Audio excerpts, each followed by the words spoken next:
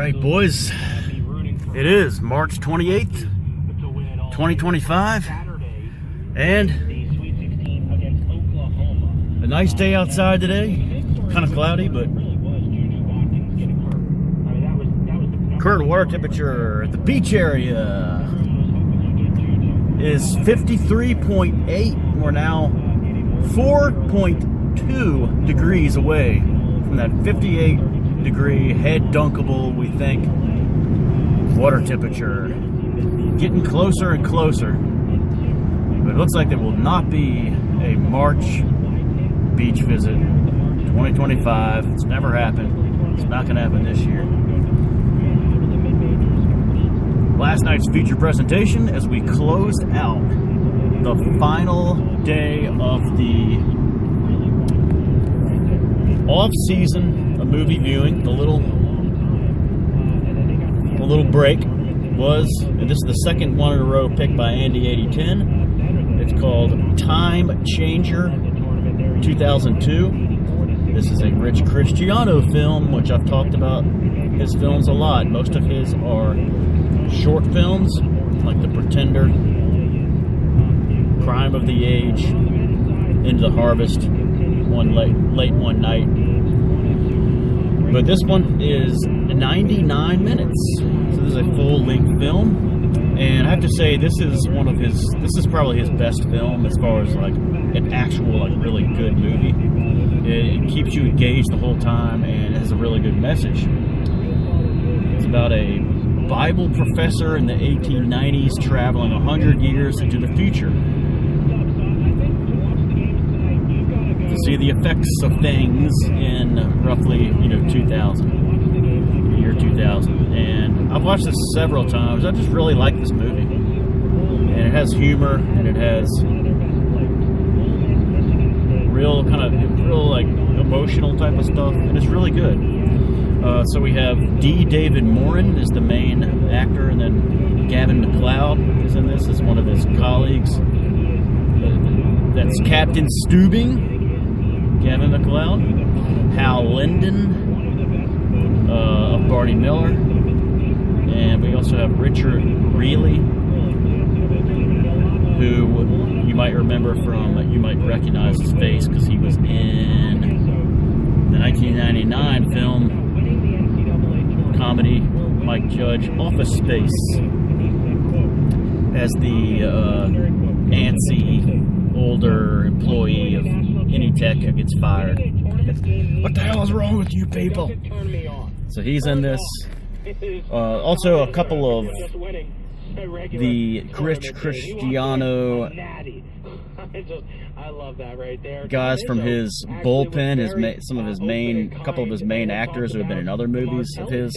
Kevin Downs has a small role in this. He's like a library helper. Kevin Downs of The Crossing, 1994. That's not a Rich Cristiano film, but in honor of Tom Izzo, Into the Harvest, he was in that Rich Cristiano film, and he was in The Moment After, also, which is a full-length film as well. I feel like you have to in this situation. It also had, and then Brad Heller, who was one of Cristiano's guys from other films, like he was in Into the Harvest, 1997, and he was the main character in Late One Night, 2001, which is I really like a lot too. So he has Downs and Heller, and he also has, let's look at a guest appearance from Jennifer O'Neill, who, I'm not sure what she was in, someone looked that up, but she's she's semi-well-known. Jennifer O'Neill, check that out. And we also have Paul Rodriguez, I think is really good. I think he's really good. I'm not supposed to do that, but yeah, Paul Rodriguez, who's the laundromat guy, is really funny, and he's like rooting for the Mets, so he's a Mets fan. He's got this little like earphones. He listens to Mets games, and he might gamble on the games, we think. But so he's really good in this, and so Paul Rodriguez is really good in this. He's a comedian in real life. You probably recognize his face. So he's good. Alexander. Just got some athletes and some ballers, and I think they're going to make life very difficult for Purdue. Alexander Folk. You might recognize this guy. He's like a security guy outside that the main character talks to in the year 2000. Who's like makes a pass at some lady who's walking by. But this guy, so Alexander Folk, was in Christmas Vacation 1989 as I think the police officer who comes to the house with Brian Doyle Murray, the boss of Chevy Chase, and because he hasn't tied up Randy Quaid. Remember that scene? And he's like, and then they found out that he stiffed him on the Christmas bonus, and then the officer goes, says something like, "That was really low, mister," to Brian Doyle Murray. So he is in this, a little bit role. Alexander Folk is that guy. Okay, and then speaking of Rich Cristiano actors, we have a nice little thing at the beginning with Crystal Robbins of his film The Pretender, 1987. His best film. So The Pretender. So nice to see some The Pretender alumni in this. Crystal Robbins looking very nice. In this, she was Dana Stratton in The Pretender, so she is in this as well. And then also David A.R. White, who was in a lot, Second Glance, Into the Harvest, and some others. He was in The Crossing, but he is in this as he's in this for like maybe 0.5 seconds. You see him in the diner, and I actually added that to IMDb he's uncredited. You might want to check that out if you can. So check on IMDb, it's still up there. David A.R. White is a man in diner. So, all right, and then so this is a really good movie. You should check it out. It's free on YouTube. I really like it. And you have good pick by Andy Eddie 10. You also have one thing I noticed about this film is that there's a scene where they're going around to houses and encouraging people to go to the church. This is in the year 2000.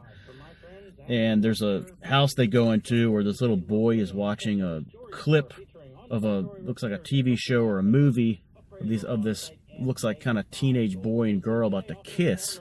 And then the Bible professor from the 1890s is shocked, and he's like, "Oh, they shouldn't be showing this to children. This is, two people who aren't married about to kiss." But this is a scene from a film, a Christian film, but called One in a Million, 1986, and I forget. I think it's Carpenter. Maybe it's the director. I looked it up, but it's like a Mars Hill production. So that's so strange that they would chastise and criticize a clip from a film, like a colleague, like a Christian film. They used a clip out of that where they're about to kiss. And I just saw that film for the first time. It's called One in a Million, 1986. It's 16 minutes. So weird thing to see in there. All right, so that's last night's feature presentation. Time Changer, 2002, very good film.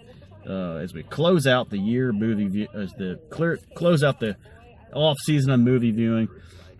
The number ones last night at the NCAA tournament held serve. Duke and Florida both winning, and then also Texas Tech looking very strong, and then Alabama just how about that, killing BYU. Moving on, we got 12 teams left, and then tonight we have four games going on. We'll have 4 teams moving on to get to the Elite Eight. All right, so we have games tonight. 7:09, Ole Miss playing Michigan State. And then we have at 7:39, we have the 3-seed Kentucky Wildcats playing the 2-seed Tennessee Volunteers. At 9:39 p.m., we have Bear Scott's Michigan Wolverines taking on the number 1 seed Auburn Tigers. Can all the 4 seeds advance to the Elite Eight? The other 1 seed starts at 10:09. They tip off at 10:09 with Houston, number 1 seed, taking on number 4 Purdue. This is the third 4-1 game we've had in the last couple days for the Sweet 16. All right, so there we go, guys. That's tonight.